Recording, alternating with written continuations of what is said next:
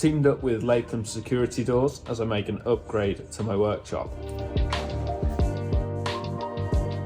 We've come up with a way of blending the new door into the surroundings, so in this video I'll take you through the process of how I went about it.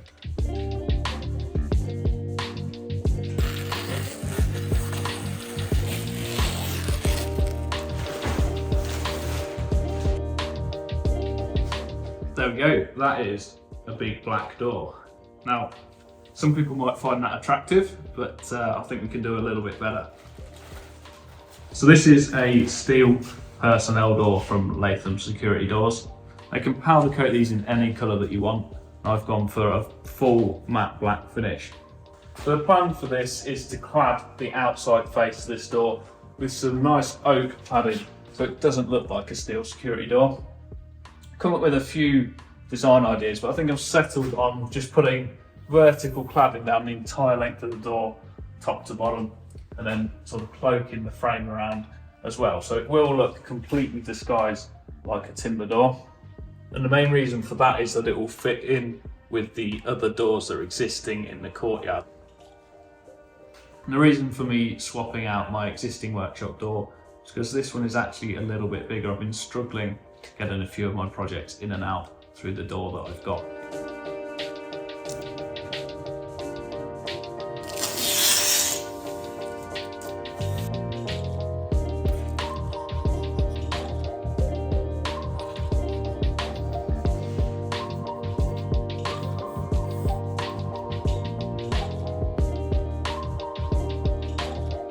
So this is my timber rack, and the oak I'm going to be using is right up at the top here.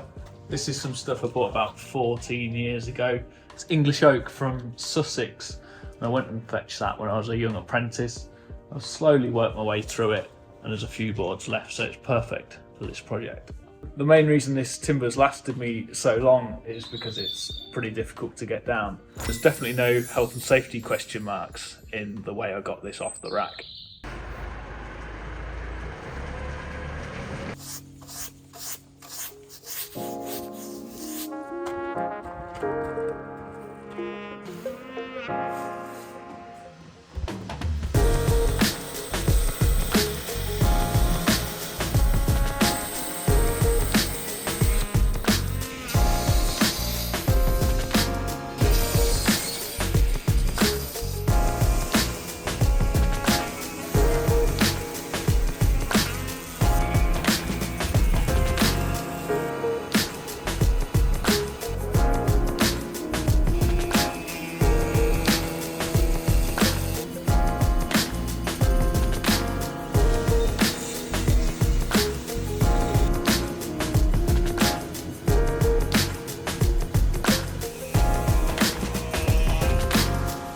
While I'm planing and resawing my own cladding here, there are options available to buy off the shelf if you don't have access to a workshop or machinery, which will allow any DIYer to customise one of these door sets.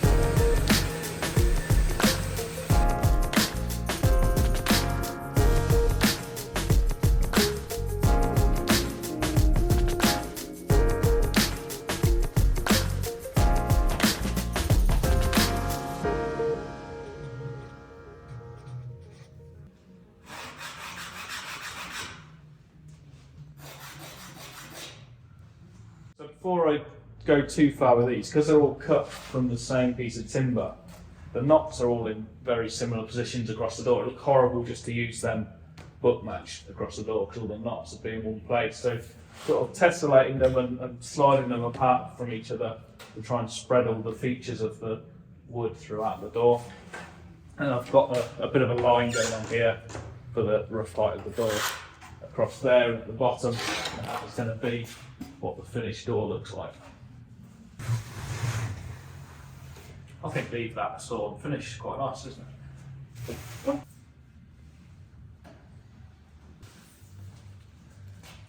I've laid the door down flat and I'm going to glue these boards on just using weight to hold it down. I'm not going to screw through the door to get the boards to hold in place.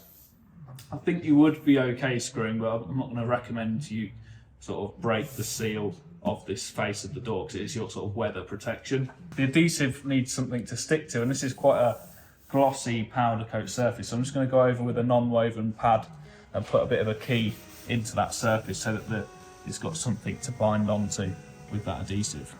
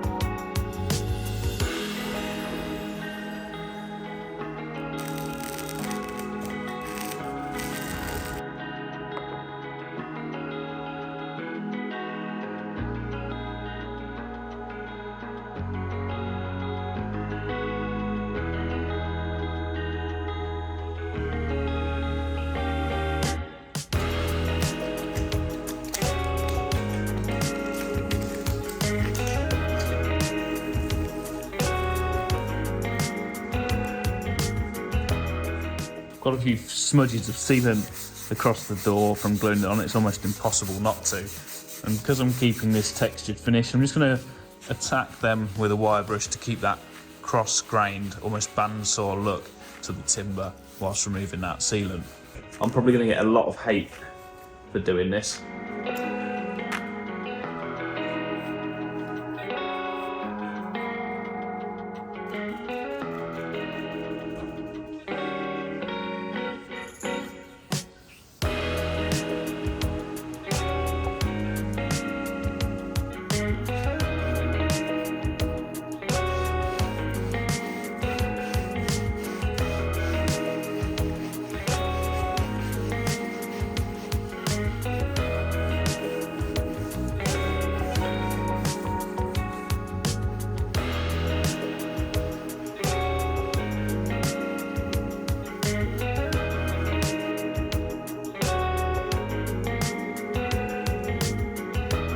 The finish I wanted from this was almost like that old creosoted wood look, so that's almost the perfect looking piece of wood for what I wanted. Kind of looks like a freshly creosoted bit of wood that the sheep had ran past 100 times and polished it up with their wool. It's a beautiful look.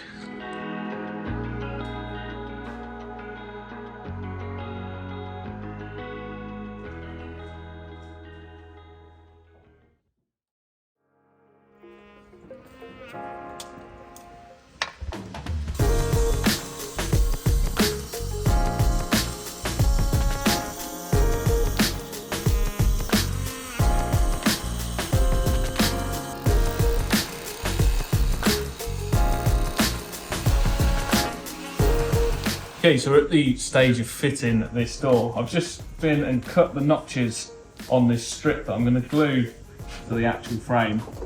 Just going to notch around the hinges. So I've housed them out ready to go on as a scribe piece on the side of the frame. So it's a lot easier to do that now on the bench than try and fit them around the hinges with the wall in here as well. So that's nice and prepped up and ready for fitting. In terms of fitting the door, this is the kit that Lathams have sent for doing that. There's a fixing kit in here full of all the important little nuts and bolts. The best bit about the fitting process with these doors is this little invention they've got going on here.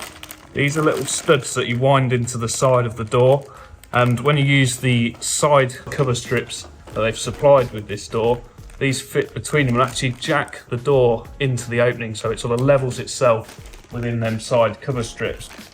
And then you can drill through the centre of them and fix everything nice and tight. They'll go into that a little bit more detail as I do them, but that is a really good idea. They're also sending everything you need to fit them. So you got masonry drill bits, massive Allen key for screwing them in. So pretty comprehensive fitting kit, if I do say so myself. Handles and some draft seals in there. So they're just using like an Aquamax style draft seal that we stick on at the end. And we've got some cover plugs for the fixing holes that these go through. I don't know what that's for. Better read the instructions on that one. Pretty important to read the instructions.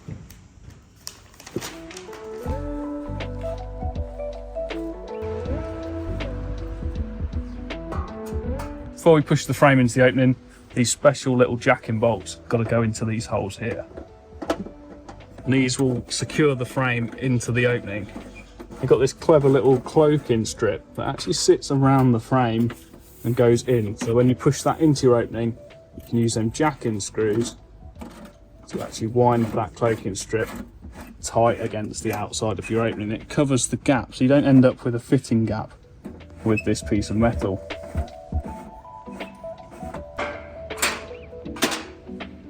Yeah.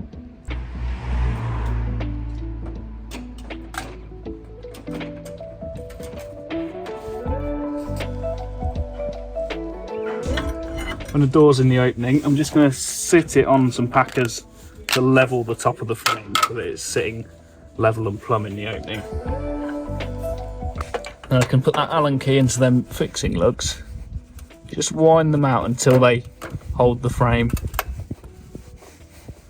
tight against the opening like that.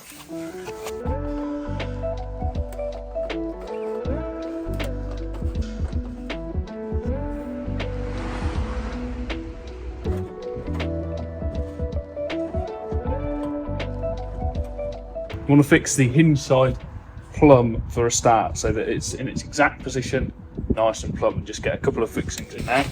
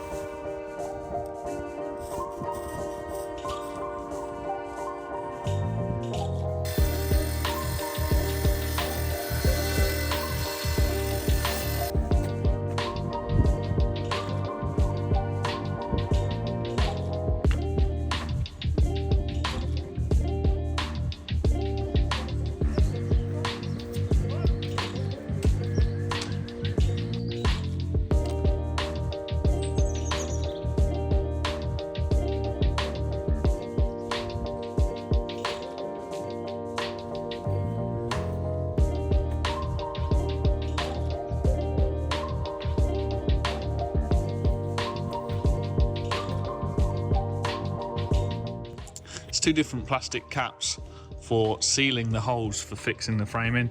One with the deep socket here goes opposite the anti-jemmy dogs in the hinge side of the door to allow the room for them to sit into the frame, and anywhere there isn't a dog, the normal type cap can cover the hole.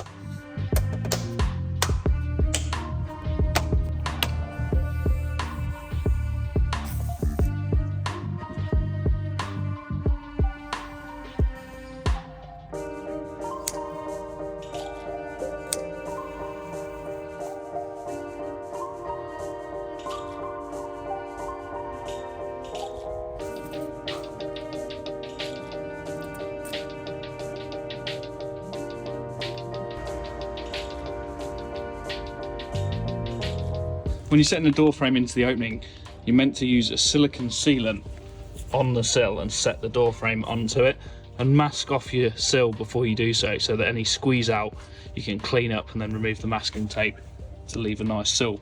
I'm actually going to concrete under mine. I'm going to concrete from my inside of my workshop here all the way down to there, so we've got a nice smooth transition as you step over the threshold.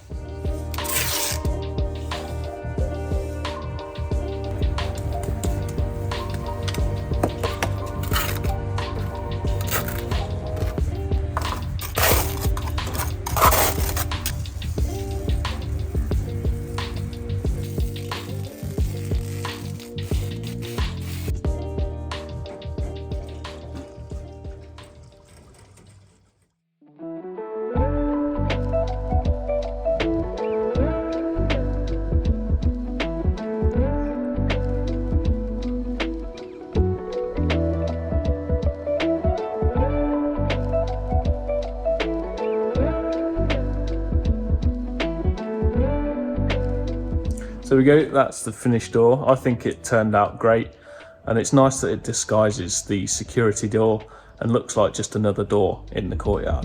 I didn't actually know whether to put the steel bands back on the original door, or whether to just leave it as it sits here. So let me know in the comments whether you think I should do that. I had a little issue with fitting the internal handle. I actually glued some timber blocks in to accept the screws to screw that handle on. But Lathams provide a proper solution for that, and I should have asked them about it before I did it. They do a plate that goes outside of the door that I could have glued on or fitted before I glued that panel on, and then that would give you attachment positions for the screws on the internal handle. So if you're going to do this at home, then ask them about that specific product. Yeah, it's turned out really well. Got the insides trimmed, all the concrete's gone off, and it's much nicer to use going in and out of the workshop now.